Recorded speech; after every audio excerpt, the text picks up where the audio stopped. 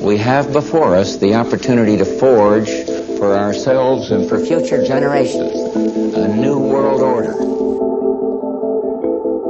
This is Multipolarity, charting the rise of the new multipolar world order. Coming up this week, they say sunlight is the best disinfectant. But what if you're a germ? As the USA.I.D. demolition continues, we're beginning to see the outlines of what might be a network of real corruption, and not just the tinfoil hats are saying it. How will the US public deal with having the wool pulled from their eyes? Meanwhile, Britain has agreed to the deal of the century. The Mauritians get £18 billion. We get to give them a strategically important series of islands. The Chagos saga must already rank as the most tawdry fiasco since Suez. Finally, while it's retreating from aid, the US imperium is once again reasserting itself over the periphery when it comes to tech. With the Silicon Valley set signed up behind Trumpism, Europe is being asked to bend the knee, not just on market access, but on their much eroded rights to online free speech. But first, save the aid. So this week, we're covering the USAID story again. It'll probably end up being a rolling story because it's a rolling story, and I think a lot of spiders are going to be shaken out of the web as the story develops. If listeners are on Twitter X, you'll probably have seen a ton of stuff about it. WikiLeaks is kind of documenting the whole thing, and entrepreneurial people digging through records are coming up with all sorts of stuff. It's a really interesting moment in that regard, and I think some of the kind of citizen activism that we're seeing around it can be tied into the broader trend, which we'll discuss shortly. But I think the thing that stood out to me this week about it, and it was not covered much in the media, but that's not a coincidence, because I think that pretty much everybody is terrified of the USAID story because nobody knows who took what money and everything. But basically, Elon Musk highlighted that Samantha Powers, who used to run USAID, and obviously Samantha Powers is a very prominent liberal interventionist. I'm not sure her other roles, but she must have worked at State Department at some stage. She was very prominent in the Obama administration, and she was a very strong advocate of liberal interventionism, as it's called, which looks suspiciously similar to neoconservatism, but, you know, you're doing it for human rights or something. Elon Musk started raising questions on Twitter about where Samantha Power got what is said to be quite a large amount of money being a public servant for so many years. We won't talk about the details of it because I don't know what's true, I don't know what's not, but the accusation is basically that she's quite rich. She's been a public servant all her life, and public servants don't get rich on government salaries. And then a second thing that I saw, and I've probably missed things, there's probably been many of these, but another thing that I saw was an African-American preacher in, I don't know, I think it was a southern state, had a recording of him on Twitter X of him railing against Elon Musk and in government and so on. And some people were saying that he was actually trying to incite kind of, you know, violence or something. I don't know, maybe he was, maybe he wasn't. But Elon Musk comes out and says, I wonder what he's hiding, where's he been taking money from, etc. Anyway, general theme here is that the Trump movement, Elon Musk and others, may not just be looking to wind down USAID in terms of its wastefulness, in terms of the foreign policy influence that it has, which many, I think, are coming to see has been quite pernicious. We spoke about that last week. They may also be unwinding it, and maybe unwinding other parts of the government too, in order to expose what might be corruption. And if that happens, this is going to be huge, as the Donald says. I want to kind of frame it in this way. If a color revolution or an actual revolution or something like that happens in a country, and you see the leadership leave, it's often not because they're going to be beaten to death with a mob of people hitting them over the head with shoes. It's often that they're terrified of corruption charges and so on. Because what happens when a revolution occurs in a country, not always, but often, is they dump the files out of the deepest vaults of the government, and lots of dealings come to light. Some of them end up being corrupt, and a lot of people get in trouble. It just happens. It tends to happen in these circumstances. And when that happens, it sort of creates the tomb of the leadership class that previously ruled the country. So if that happens in a country, it ensures, not 100%, but it ensures to a very large degree that the previous leadership class can't come back because they've been discredited, they've been shown to be corrupt, etc. And I think what we're seeing is, if this moves in the direction that I think it might move in, with the indications that Musk is giving on Twitter, the same thing could happen here, not just for America, although certainly in America, but it could also happen for the kind of global liberal networks, as it were. Because it's very clear at this stage that they've been floating on this kind of USAIDocracy in a sense. And if you start actually looking, you start just saying, what was all this money spent on? Was it all spent properly? You turn over all the files, you do all this, you do all that. And as I said, it won't just be in this. It could be at National Institute of Health, for example. There's been lots of chatter around, like, was, Anthony Fauci giving out grants properly? Or was he giving backhanders to his friends? Or blah, blah, blah, blah, blah. I'm not alleging anything, but if you have a system of government built up over time that no one's really audited in a very, very long time, and that certainly is the case for the federal bureaucracy in DC and its foreign arms. If you do want to turn that into a kind of an anti-corruption measure, and you start doing probes into it, you'll inevitably turn over a ton of dirt. So what I'm getting at here is that this USAID story, if it moves in this direction, could snowball into a kind of a general anti-corruption purge, which in turn will kind of finalize a regime change in America. I really wouldn't think it's too much of an exaggeration to say that.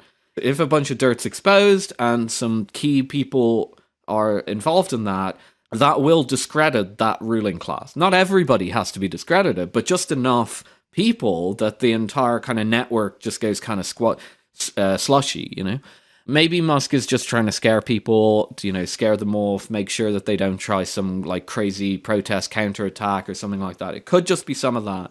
But if it does move in that direction, I think we really could be seeing kind of call it what it is, a revolution in the United States and in the West in general.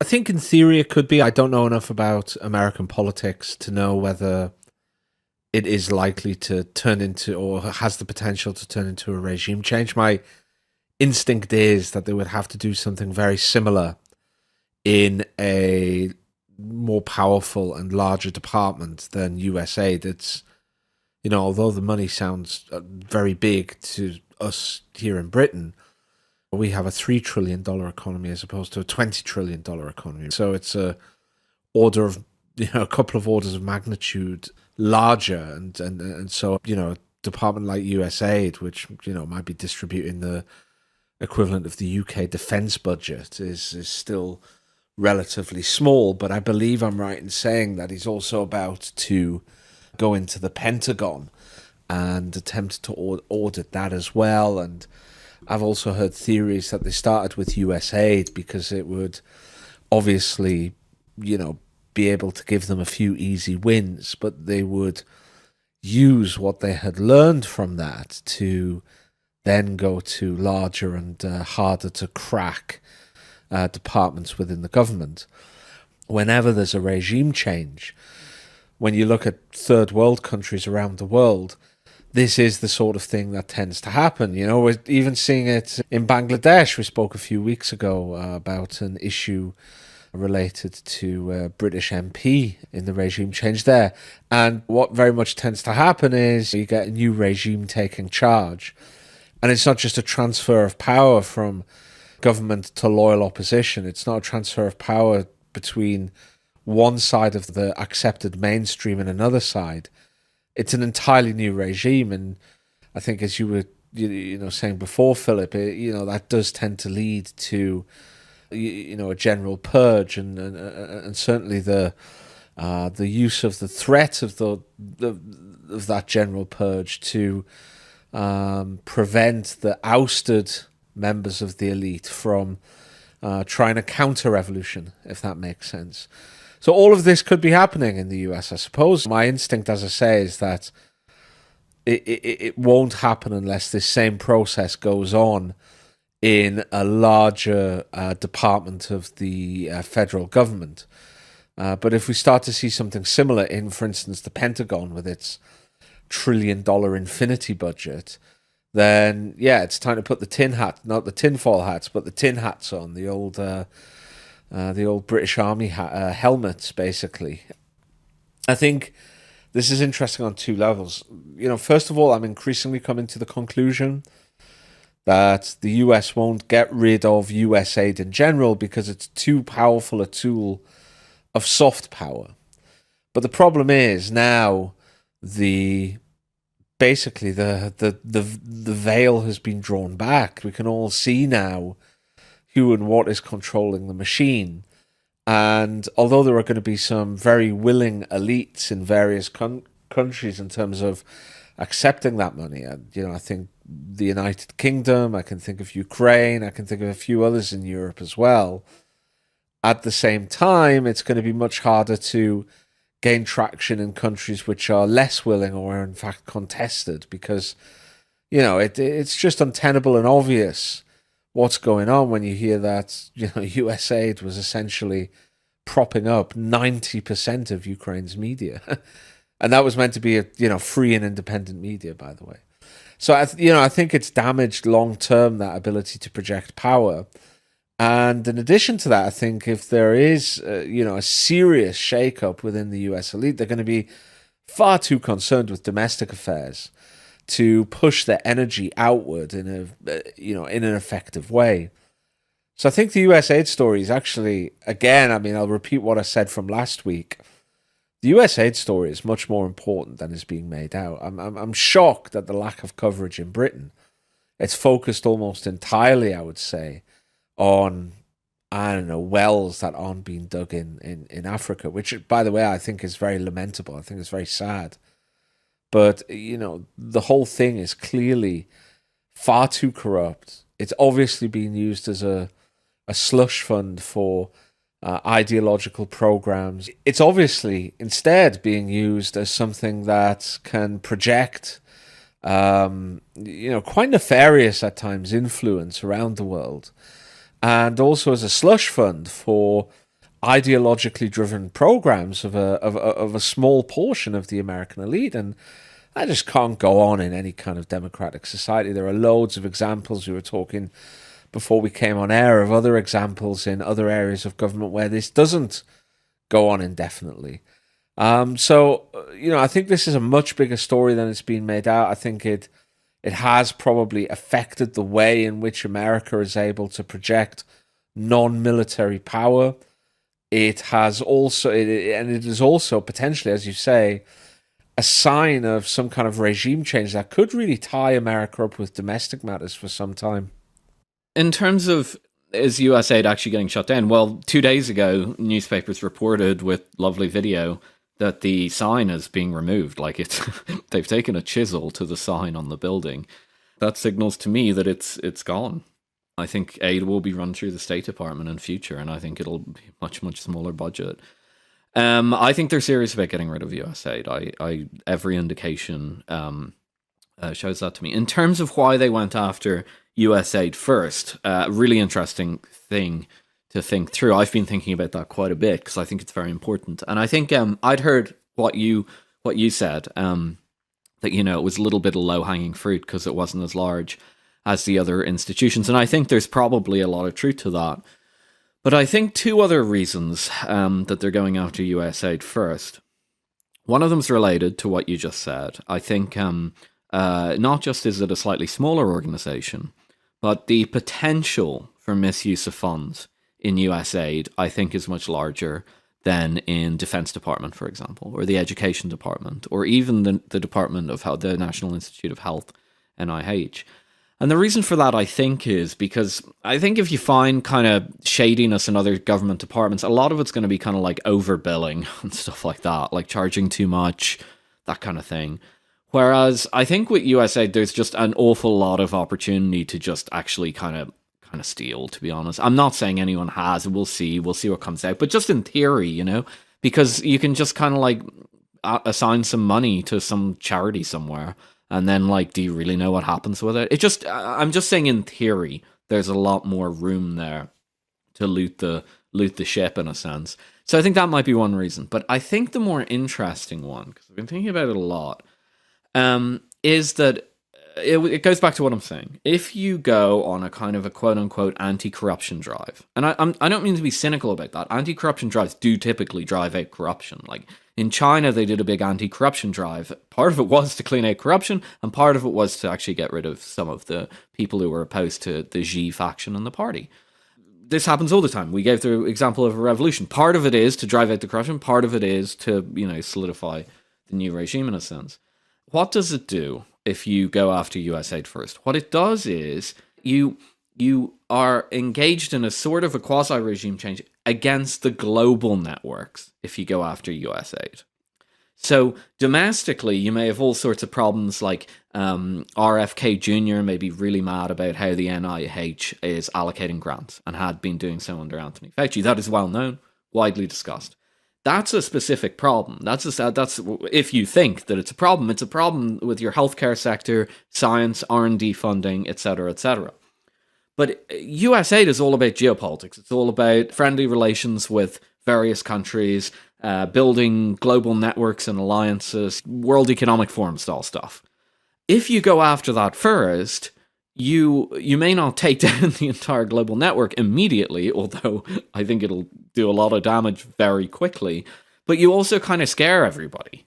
And so those global networks who maybe previously, ran aggressive attacks on the Trump administration constantly and so on, aren't as confident anymore. So I think that could be what's happening. And I think really that could be a beginning of the kind of a changing of the guard globally.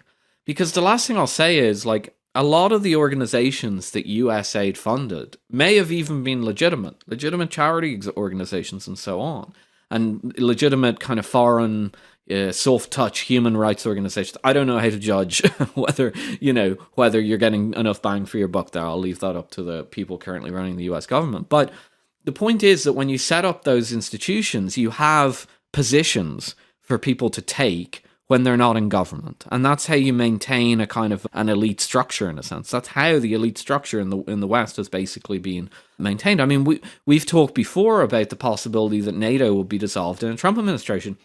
And one of the key things I'm always saying is, a big concern is just the amount of people that NATO hires. And that a lot of these people shift between public service when their party's in government, and then they'll shift to the NGO complex or to NATO or to any of these organizations during the interim when their party isn't in power. And that creates a kind of an infrastructure where you can, inhabit that ecosystem and pretty much constantly have a job. It feels to me like the attack on USAID is actually taking that away. And that, I think, is going to be the biggest meta story of this whole thing. The UK art of the deal. British listeners will no doubt have heard, but American listeners might not have heard so much, that the United Kingdom government, led by Sir Keir Starmer, is currently in negotiation with the government of Mauritius about returning the Chagos Islands, part of British Indian Ocean territory, and also home to the huge air and naval base, Diego Garcia, which is heavily used by the US Navy and US Air Force and is of paramount importance to projecting US power, US power into the Indian Ocean. There has been a long-standing dispute between Mauritius and the UK over the sovereignty of the Chagos Islands.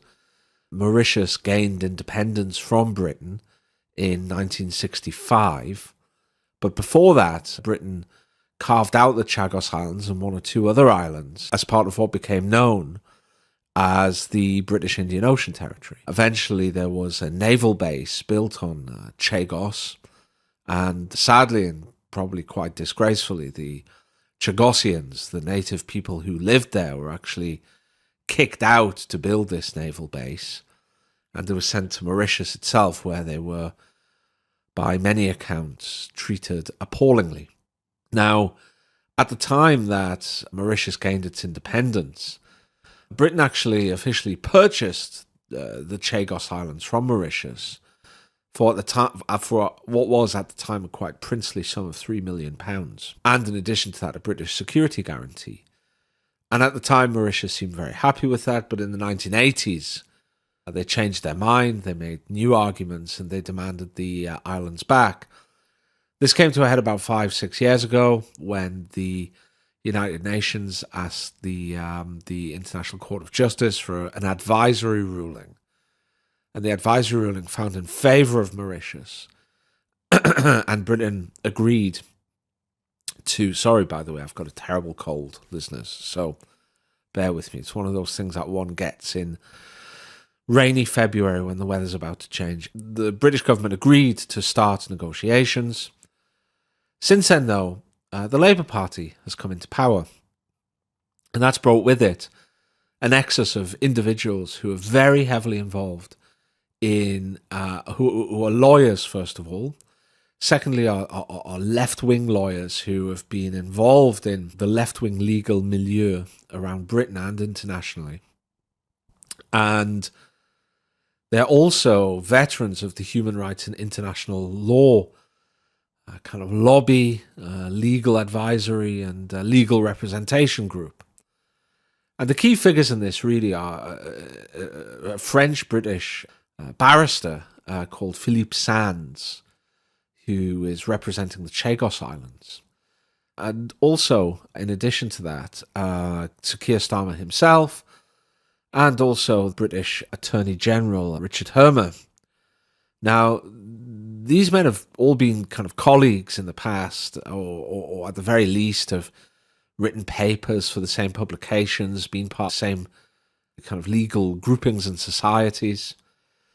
And they have, they now find themselves on opposite sides of the negotiating table, which is, very strange. It's certainly not the sort of thing that would be allowed in the corporate world. I wouldn't have thought it would be seen as a kind of an associated party deal, a kind of corruption risk.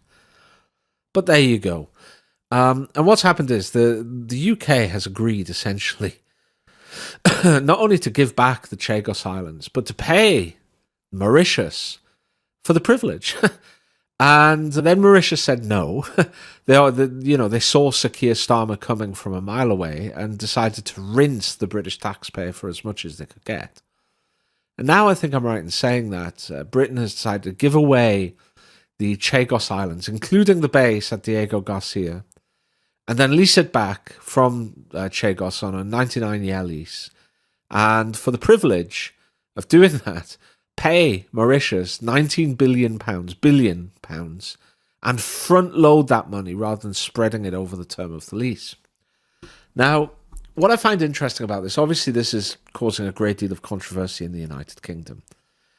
But what I found very interesting about this, and why I think it pertains to multipolarity, is this, Philip Pilkington and listeners. As you are all aware by now, the world has become multipolar. Now, international relations theory suggests that when there is a single power in the global system, i.e. when we have a unipolar world, the ideology of that power matters. They get to set the rules, and everybody else must abide by those rules. And those rules will be made based on the ideology of that nation. For instance, the Soviet Union was very much an ideological nation. And if one can imagine a world in which Moscow, rather than Washington, had come out on top at the end of the Cold War, one can imagine a world in the 1990s being set up with an undercurrent of Marxist-Leninism rather than an undercurrent of kind of liberal universalism as we got in real life. And in that sense, you do get something of a rules-based international order, where there are such things as international law, and they count, they matter, okay? And this is how it tends to work in a unipolar moment. But once you get into a bipolar world order or multipolar world order, then what happens is the great powers, as great powers naturally do, start to seek to maximize their own security. And when there are more than one power when there is more than one power in the system, then they are engaged, because they're interested in maximizing their security. They're engaged in a constant security contest with the other powers in the multipolar world order. And because of that, what what theory teaches us we should find is that in a multipolar world, matters such as kind of, morality and ideology and right and wrong and all of those sorts of things, even economic well-being, they all get pushed beneath security and defense as the main priorities. That's what it teaches will happen. Well, what's happening in the world at the moment? Look around. We have, Russia suddenly abandoning its policy of kind of trying to placate the West and really nakedly taking actions that it sees in its own interest. We have the election of Donald, who is obviously against any kind of rules-based order in the old liberal post 21st century Wilsonian manner that Washington believed in, the sort of thing that Samantha Power, who we were speaking about earlier, would have believed in.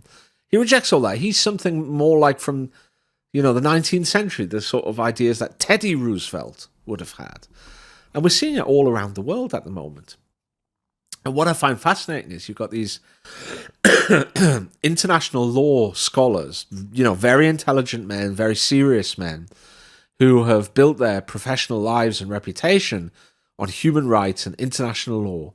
And finally, they've ascended to the top of the UK government at exactly the time that entire world is disappearing before their eyes. And they're giving away Chagos. And I think it also opens the route for them taking other steps. And we've spoken on the show before, not for a long time, but we spoke about it a few times in 2022, that it's entirely possible that Britain could lose something like the Falkland Islands, because although the Falkland Islands would be very difficult to invade because of it would be a maritime invasion, you would need a marine landing, and that would be extraordinarily difficult. And Britain has beefed up its defences of the Falklands, even as it's reduced its defence, the quality of its defence posture overall. It has beefed up the Falklands. Not to mention the fact that Argentina's military is not a military, essentially. But it could easily lose them at the negotiating table, because, as we have seen, South America is increasingly becoming a contested zone rather than an absolute ward of the United States. A lot of those nations in South America now count China as their largest trading partner. Certainly Brazil does, and almost all of the others too. So it suddenly becomes a contested zone. And of course, a country like Argentina could leverage that in order to make a play for the Falkland Islands. And it's entirely possible that with, the sort of people who are clearly in charge of the UK at present, that something like that could go. And it seems that Britain is very out of step, and I think dangerously out of step in terms of its own security, with the prevailing direction of international relations. I think you're right. From reading up on it, the expulsion of the people who live there doesn't seem to be very pleasant by all accounts. And I think that's really driven the emotion around this. I mean, you just Google the issue and you'll get these kind of headlines that advertise some sort of, horror show took place. I think what drives it is that the memo that was written in the Foreign Office by Dennis Greenhill, who was the permanent undersecretary, basically the senior civil servant in the Foreign Office. He wrote a memo where he said that they'd taken control of the island and they were going to eject some Tarzans and Man Fridays.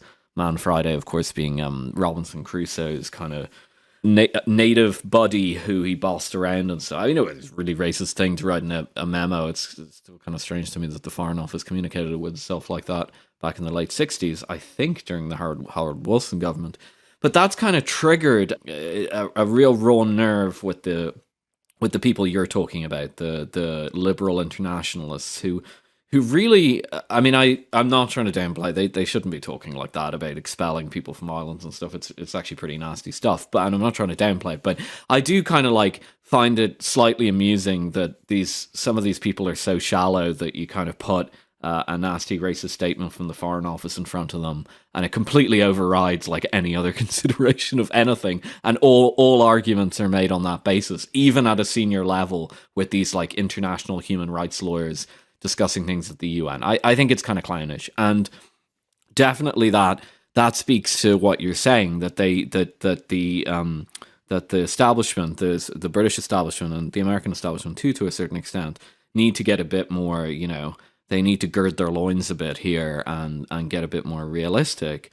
I think the US is currently considering what its response will be, and it does seem kind of silly to speculate what it might be. But I wouldn't be surprised if, given the current trajectory of the Trump administration, the Americans just try and take the base in some way, or they buy it, or they do something, because it's really an American. I think a lot of the planes and so on there are American. The British still have it symbolically in a sense. I mean, they own it, but the British don't have a serious military anymore. They don't have a serious navy. They have an okay Air Force. The Americans don't really care about the British military anymore. It might be the case that the Americans decide to move in themselves, and then Trump goes in and stamps all over international law. But I have to say, to be slightly contrarian here, I looked at the Chagos Islands, I looked at where they are, and I tried to figure out what justifies holding them. I mean, from a military strategic point of view. So they're in the middle of the Indian Ocean, as you say. They're south, I think, of Mauritius, or north or something. And they're really in the middle of the ocean. I mean, if readers go and look on a map, like you can't see, if you look at a map, you just see ocean. And it strikes me that these islands would have been very useful in the past if you were transiting from Britain to Australia by ship. You'd go through the Suez Canal, you'd come out, and you could probably refuel or stop over on the Chagos Islands. It would make a lot of sense, either military craft or civilian. Looks like it would have made sense. Can't really figure out what they're supposed to do today. The justifications that I found are that they're an important place to launch aircraft from. But they're too far from anything. Like they're quite far from China. Unless they like wanted to bomb southern India, it doesn't seem to make much sense to me. Specifically, the claim is that they're useful for nuclear strategic bombers. Okay, nuclear strategic bombers are like way outdated technology. If in the case of a nuclear war, you'd utilize an ICBM or an IRBM. It's something like the Oreshnik or something, a MIRV. So I don't think that's real. So I looked then at when they were last used, and it seems to be claimed somewhere that they were used for B-52s to bomb Iraq during the Iraq War. But again, I just ask a reader to go on and look at where this place is. The Iraq is like far closer to Europe than it is to the Chagos Islands. Usually the bombing campaigns that utilize a British military base, especially in the Middle East, are from Cyprus, because Cyprus is very, very close to the Middle East. But the Chagos Islands are substantially further from Iraq than like Ramstein in Germany. So that doesn't make any sense either. And I mean, maybe I'm wrong and maybe I haven't done my research properly, but I'm increasingly coming to think that there's actually no strategic purpose for this island. And it's actually just become kind of a hobby horse on one side that's going down the liberal international squishy human rights route and looking at like racist language of Foreign Office memos. And then this other side that just wants to kind of react to that. But I can't see any serious military use for these things. I mean, the only thing I can come up with is that maybe you could put long-range missiles on the Chagos Islands. But they're substantially further from China than, like, the Philippines. And I think they might even be further from China as some of the westernmost possessions of the United States, like Guam. And they're very far from Russia, too. They're very far from the Middle East. So I don't know. I don't get it. Unless there's some idea that they're eventually going to need to bomb southern India, I don't really get it. Yeah, on that last point, I think you're underrating the kind of Okay, let me put it this way: for Britain, they're of no strategic value whatsoever. None. Britain does not have an intercontinental blue water navy anymore. It has a small blue water navy that could sally probably a single aircraft carrier strike group at a single time to defend something like the Falklands or Gibraltar. I don't know. It's not the US. Really, that base is used by the United States. They pay the UK cash, I guess, or nothing. I don't know how it works. It's a pretty uneven arrangement, I guess, to use that base. And for the US, I think it is of strategic interest. B-2 bombers, the big kind of B-2 Spirit stealth bombers, would be some of the kind of primo assets that the United States would use in any potential war against China. And they would fly from Diego Garcia. I mean, and the Chinese would try to hit Diego Garcia as well, but it's much farther away, as you correctly say, than the Philippines. And therefore, in theory, it's a little bit safer. I believe that it would even be possible with kind of multiple refueling stops on the way to get F-22s from Diego Garcia as well. So it's a much safer place to pre-position a lot of this, these high-end assets that the US would potentially use in a war against China.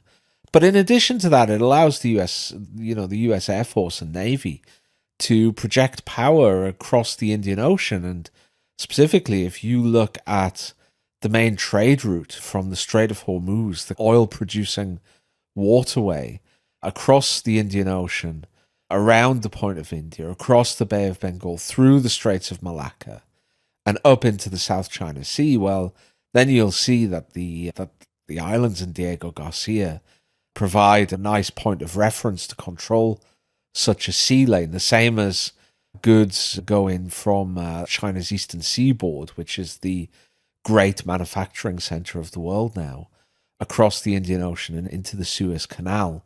So again, this is primo, maybe not primo, but certainly pretty good maritime real estate. How many other places in the Indian Ocean could they find a base of that nature? I do think for the US, it's of strategic interest. I think for Britain, we have to understand, unfortunately, that we're not a great power anymore. We're probably a third-rank power in the world, and therefore we probably don't have a need for the Chagos Islands. But obviously just get rid of them altogether because we have to be best buddies with the United States. As for the other stuff, one of the things I think is very interesting is among this group of people who believe in things like soft power and liberalism and the international rule of law, people like the UK Attorney General, like Keir Starmer, like Philippe Sands, like Jonathan Powell as well, who's also from that general milieu and is also heavily involved in the Starmer ministry. There's a general point of view that Britain should get rid of a lot of the trappings of being a great power. So not just it is a kind of a de facto non-great power, but it should get rid of some of the de jure out of it well. So maybe the permanent UN Security Council seat and hand it to the European Union. Maybe, all of its former colonies and territories, all of these things that perhaps put it slightly on the wrong side of international law or create international disputes or all of the rest, and just get rid of it and focus entirely on soft power. And by doing this, we would then have much better relations with the rest of the world. We would get rid of all of this baggage, and we would be able to live happily ever after. I personally, as somebody who is drawn to the logic of realism, think that that is a fantasy, that the world doesn't work like that. People would just pocket the gifts and then use the realities of hard realpolitik to batter Britain, which would be less, even more defenseless than it is now. But this is certainly, a view, and a view taken very seriously by many of the intellectuals that are either behind the UK government in terms of foreign policy or are connected with those who are in the UK government in terms of foreign policy. And I think in that sense, you might see, in the same way that America seems to be moving back toward a 19th century realpolitik view of the world, that we last saw with Theodore Roosevelt, the president, Theodore Roosevelt. Britain might be moving farther into the realm of kind of Wilsonian foreign policy and a reliance on international law, which I think might have been possible in the 1990s, although I think it would have been inadvisable then. But certainly in the 2020s and 2030s would be very dangerous indeed. If I speak, I am in trouble. So this week there's been a report in The Telegraph. It's not really an official report. It feels kind of like whispers, but I think it's saying it's from a source close to the government, the UK government. And basically what it's saying is that the UK might be willing to make concessions with respect to the Online Safety Act in exchange for not having tariffs and other economic bogeys put on it. I think there's also some indication that they'd like to get some sort of trade deal out of the agreement. I guarantee you they will not get that. The US are not going to give Britain a trade deal, almost certainly not. But, hats off for trying. Much more likely Trump will, threaten tariffs, other kind of bogeys, and Britain will give in on this Online Safety Act issue. Basically, the law in the Online Safety Act allows the UK government to sue social media companies, most notably Twitter X. I think it's 18 billion, up to 18 billion or 10% of revenue. I don't know how exactly that's calculated, but TLDR, a lot of money, if they don't take down posts that are deemed harmful, presumably deemed harmful by the UK government. So this isn't just a British story. This is about the fight over social media that is going to play out probably in the next year, 18 months, maybe 2 years in Europe in general, where the Europeans are going to try to engage in some sort of information control over American social media platforms, most notably Twitter X. Now, it's not just Twitter X. We've all seen the photos of Jeff Bezos, Musk, and Mark Zuckerberg all sitting together at Trump's inauguration. They're all worried about this. So Twitter X is worried about it from the free speech regulations point of view. Mark Zuckerberg's probably leaning in a similar direction. I think he senses that the winds have changed. And Jeff Bezos, of course, doesn't have anything to do with selling opinions or hosting opinions or anything like that. But I think he's just in general a bit iffy about any sort of tech regulation that the Europeans might bring in. Effectively, he wants to keep the European market for Amazon, I'm sure. And America, frankly, isn't doing much that great anymore. DeepSeek's just tanked probably a lot of the supposedly cutting-edge AI market. So these big tech giants are really, one of the only tried and tested products that America has going anymore. So the interests here run very deep. And I think that's why they're willing to put an awful lot of pressure on Europe and the UK. I would say, fortunately for Europe and the UK, all that means is they have to just let the status quo run. Nothing will actually change. Obviously, we're in Europe right now, and we can use Twitter X just fine. I'm pretty sure I can say most things on Twitter X. There's loads of crazy accounts that say loads of offensive stuff. So it's pretty much just going to work how it works now. But even though that might not be kind of terrifying for the average person, I think it's increasingly terrifying for the European elite.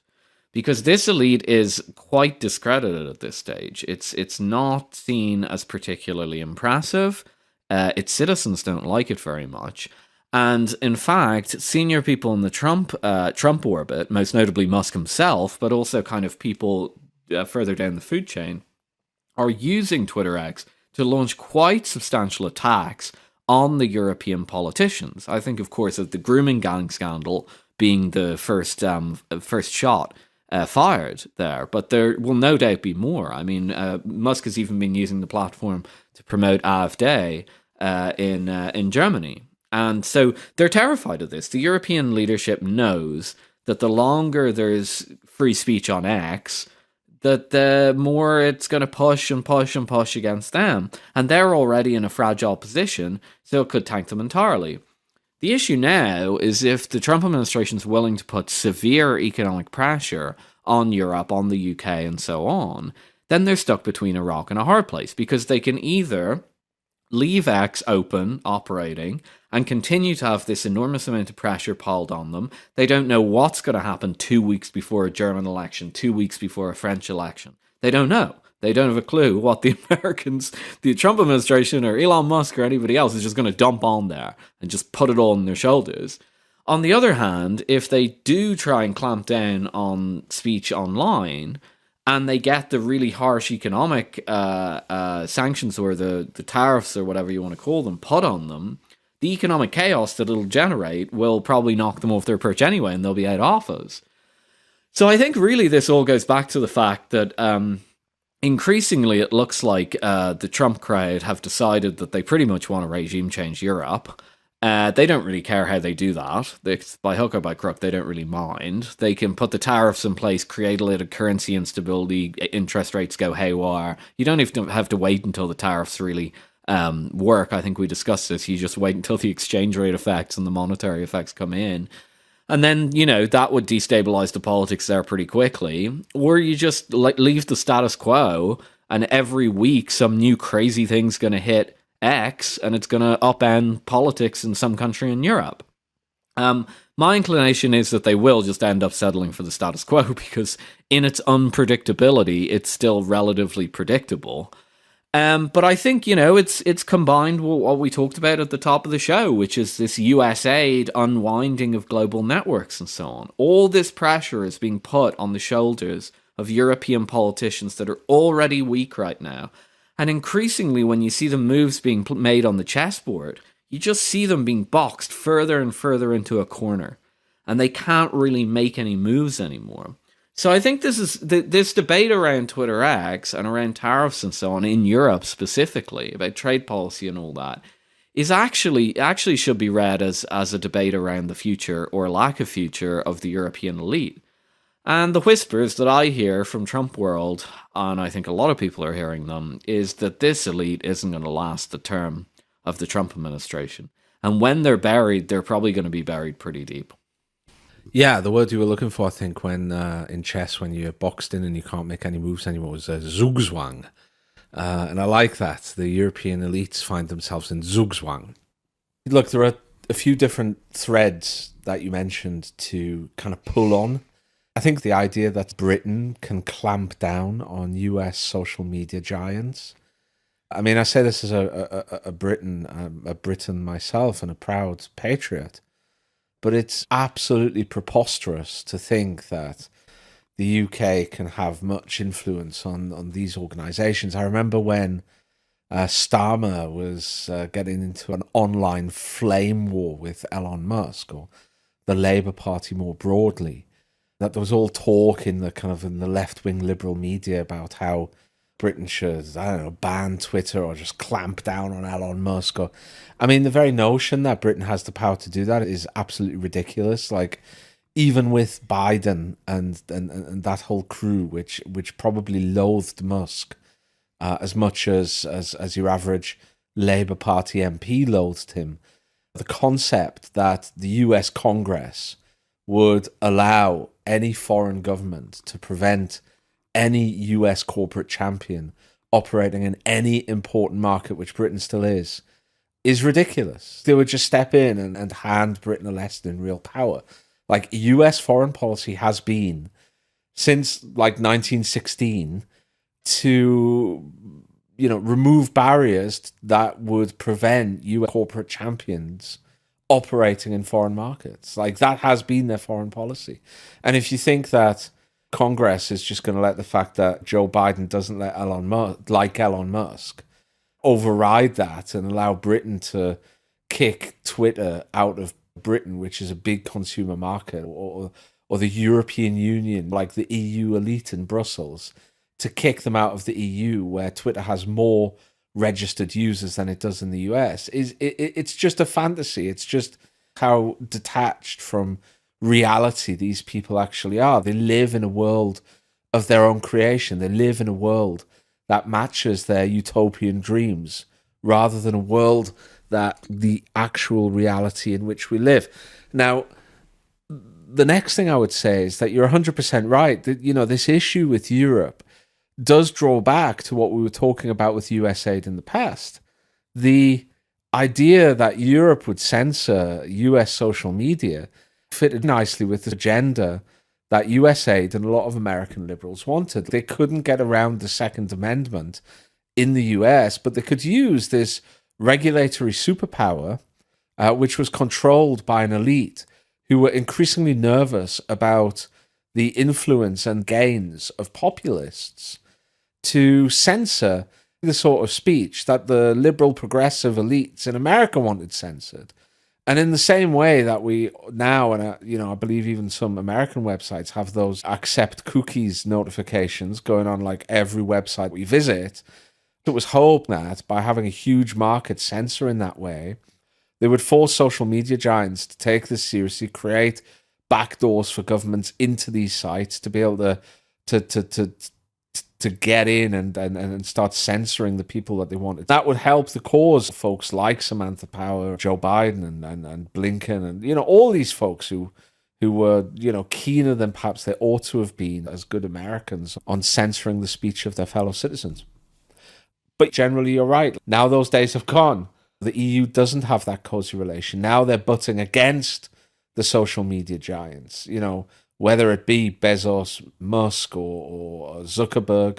They're all going to be against this kind of overweening EU regulation to varying degrees. I'm therefore afraid that the EU isn't going to be able to do much about it unless it's willing to infuriate the US administration and Congress, which already looks as if it increasingly disdains the EU and already looks as if it's looking for any excuse it can possibly find to slap on super high tariffs and to abandon Europe when it comes to the Ukraine mess. So I'm not sure what the European Union could do. They've already wet the bed and dropped tariffs on cars to 2.5% to kind of preemptively placate the great ogre Trump. They're not going to get away with extremely censorious legislation for all social media to follow. Ultimately, what that's going to do is open up the way for the populist wave that's currently sweeping across Europe to continue going inland and smashing through bridges and motorway overpasses and the rest of the elites. I think I've mentioned this on the show before. It's certainly something I wrote about in part 2 of the Substack that I wrote on Trump's economic outlook. It's a strategic outlook for his presidency. But the interesting thing about this is that those elites actually are the most pro-American.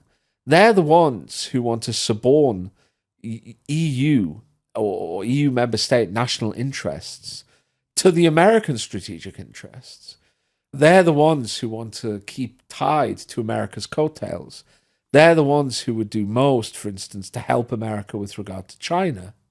It's the populists, by and large, who offer an alternative to that, like Viktor Orban, Marine Le Pen, certainly in the past. Like these people, Robert Fico is another one, these people want greater national autonomy and greater European autonomy to set its own strategic interests. So, like, while the administration finds a natural affinity with those populists and a natural disdain for the European elites, it may well be that their strategic interests conflict with that somehow.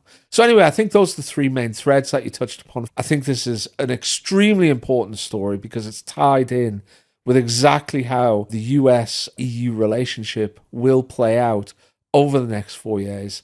And it is still an important theatre, and it's going to have an influence not only on Eastern Europe and relations with Russia, but also in how far the US can push China. If it's got EU support on things like tariffs or even sanctions or war, then probably the US could go a little bit farther and be more aggressive with dealing with China.